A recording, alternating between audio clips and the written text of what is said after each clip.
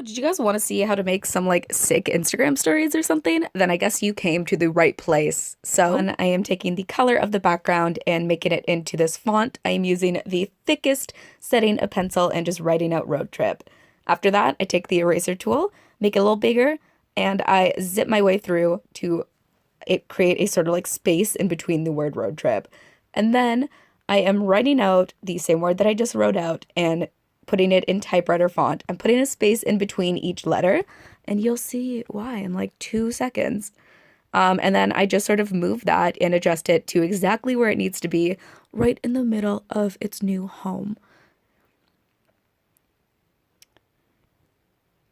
So once I'm happy with where it is, I take the neon tool and I make it to the smallest it can be, and I just add little dots in between the word road trip just to kind of make it look cute, to kind of spice things up, and yeah, that's how it goes. So for the next picture, I am taking the drawing tool and I just do dots all around this damn smoothie bowl, just to kind of match the scarf that I have on the table, and then I am taking a little dot and I am putting it right in between the big dot to kind of make this little liney polka dot pattern, and then I am just drawing a quick little swirl, I guess, right beside it. After that, I am taking the letters and I'm doing them individually, highlighting them and writing out the word brunch. This is a little bit tedious, and so this kind of story is if you have a little bit more time on your hands in that moment and you are just writing out the word you want, but you are doing it individually with each letter, alternating colors, not alternating colors, making the colors monochromatic or whatever is connected to the photo. I really could have made it orange and green to do like the orange and the kiwi on this, but I didn't.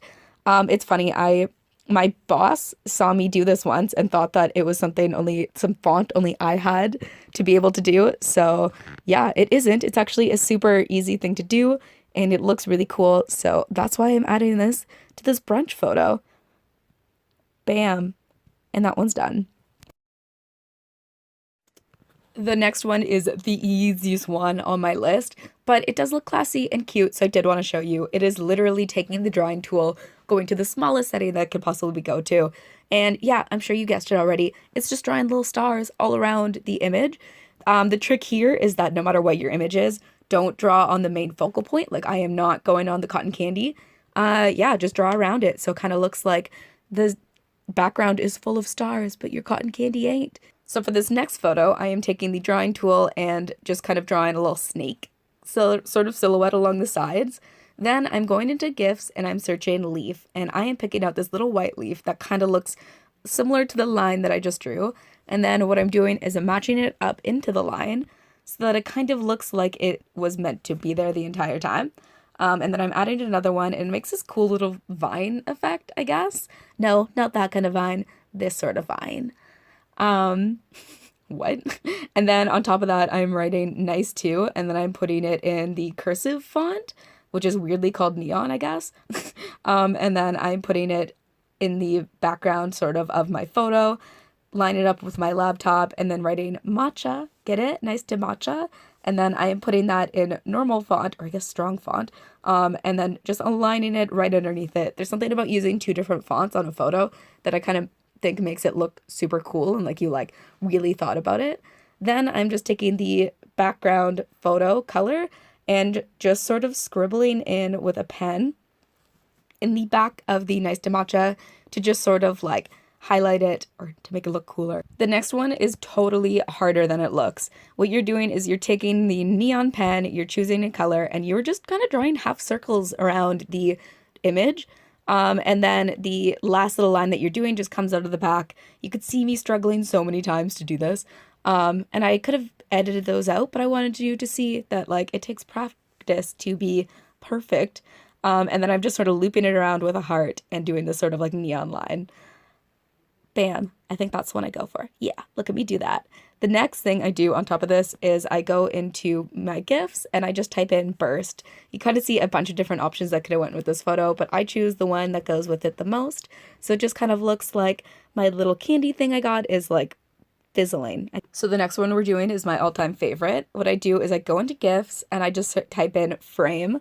I pick which frame I think looks the classiest of the options and then I drop it onto the photo. And then on top of that, I write out the town that this was taken in, which is Oxford, and I put it into typewriter font, and I'd shove that bad boy right in between the frame. And then it's not done there. No, I keep going because I go into the GIF section again and I type in line. I think typing in line into GIFs will give you so many options, and you should totally go and check that out because it adds to any photo, not just this kind of option. And then I just take whatever one I find and I make it super small and add it to two corners of the sort of like Polaroid frame. And then I just, yeah, struggle for a hot second. And then I add it to the side, and there you go. That's it. And would it really be an Instagram story video without having an airplane shot? What I do here is I type in pin in the GIF section because we love our GIF section. I pick out a pin that goes with this photo.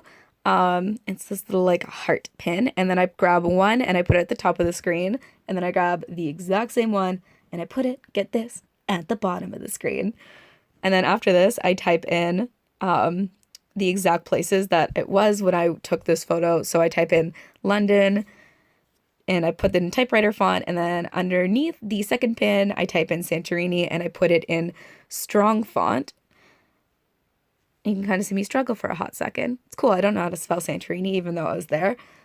If you guys want to see my Santorini vlog, shameless plug, I do have that. So I put the Santorini underneath the little pin and I sort of line it up to where exactly I want it to be. And then on top of that, I write Santorini again. This time I spelt it right. And then I'm just putting it in a color that sort of matches the blue skies, or makes me think of Santorini. Sometimes it takes me a second to line them up, but you just gotta like hover over top until it looks like the white is coming out of the background nice enough. Yeah, you can really see me struggling in this one a little bit. And then I just figure my life out. Bam, there's me figuring my life out. It's done.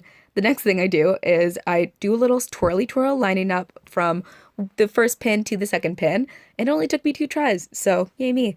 After that, to make the line sort of look like a dotted line, I go into the eraser tool and I do it in a small setting, and then I just erase along the line so that it looks like a little dotted thing leading me from London to Santorini, and bam, that's it. Okay, this next one is my second favorite. What I do on this photo is I take the drawing tool, put it to the smallest setting, and I just scribble. I go ham on scribbles, and I do it around every 4 corners. So it creates sort of like a frame. You can kind of see that if you like scribble and it like thinks that you're trying to pick a color, it like jumps away from you. So you really have to commit if you want this sort of frame, because sometimes it does take a bit. Then what I'm doing is I'm writing morning out and putting a space in between it, and then I am ignoring my family as they're trying to message me, and I write out coffee, and I do it just handwritten. Took me a few tries, but yeah, I just scribble on that, pretend I know how to do cursive, and bam. The next one is super easy. I am taking a photo / a new post, ignoring my family again, picking a cute color and holding it down and letting it go all over. But wait, I am not just ignoring the image that I just put up. I am going to the eraser tool and writing out new post that I'm sort of like dragging it on. Yeah, and then, you know, you can kind of see the image popping through a little bit, and so that's the effect that I'm going for.